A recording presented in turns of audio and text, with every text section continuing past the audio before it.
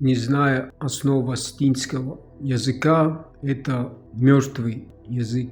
Язык, который был сформирован на основе культурных корней наших предков, ариев, их мировоззрения, их знаний, которые были заложены в языке символизма, то есть на основе символизма, в котором отображены символы мироздания от начала сотворения мира. Язык наш – это ключ к пониманию, осознанию, кто мы, как народ, знание о своих истинах и правде. Возьмем нашу букву «э». Я, «аз». Она не начинается с имени Петя, Вася и т.д. и т.п. А с «я», «аз», как в буквице у славян. Раньше буквица начиналась с «аз», буквы «веди», «аз» – Бог творящий на земле, то есть богоподобный, то есть осознание, знания о своем духовном начале или первоэлементе главного символа всех ариев, огне или духа Творца. Это же есть солярный символ или сауастика. Вспомните Кадака Сауаси, которого Бог сотворил из огня, то бишь духа Творца.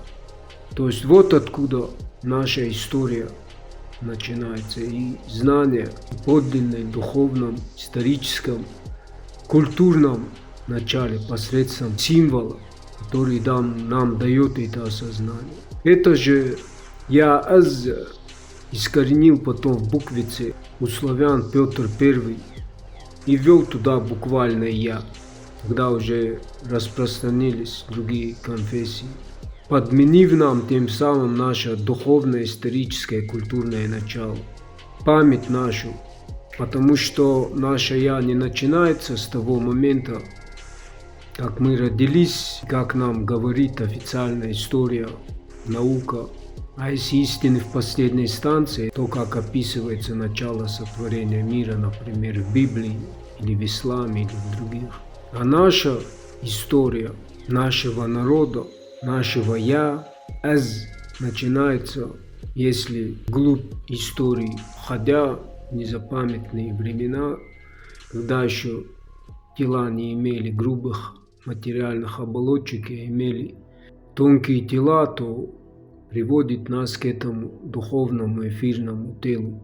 Отсюда и знание о том, что такое солярный символ, который и символизирует дух Творца или принципиальное устройство души, или 5 первоэлементов: огонь, то бишь дух, ветер, вода и земля. И в каждом из них пребывает этот дух.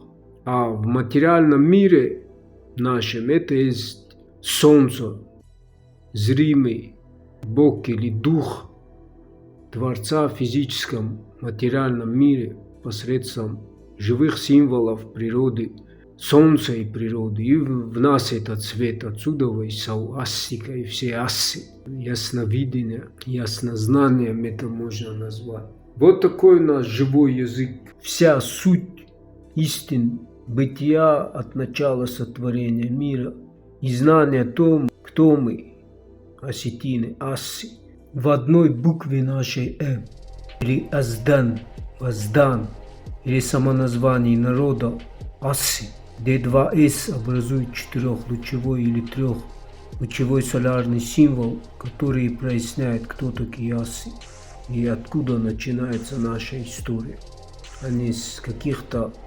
кочевников, варваров и так далее и тому подобное, с контекста вырванной полной нашей истории.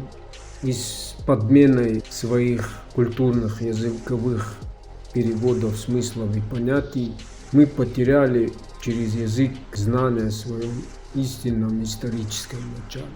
Поэтому, ассы, когда принимаете какие-либо другие конфессии, идеи, идеологии, всегда помните об этом, кто вы или кто ты. Аздан в Евангелии, аз есть Бог о себе говорит. Воздан, аздан, ахдау, ардау, нарты, дети солнца, Алана и Ариана, дети солнца, суть синоним один, дух Творца. И в каждом из нас есть этот дух, И нет у нас поэтому образов для поклонения, как это в других конфессиях. Нет посредников. Отсюда и определение иноверцев как язычники, то есть народ со своей культурой.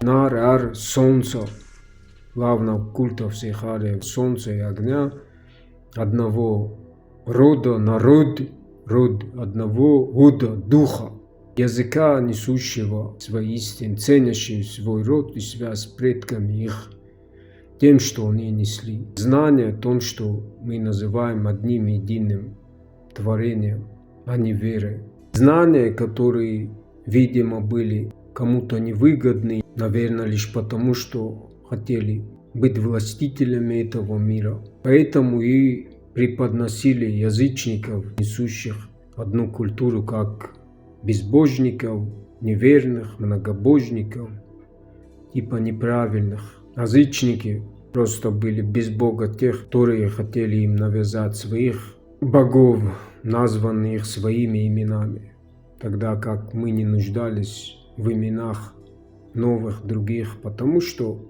были имена свои на своем языке, со своими переводами и знания о том, что мы называем одним единым творением. Поэтому цените свою культуру, корни, ищите в ней правду, правда.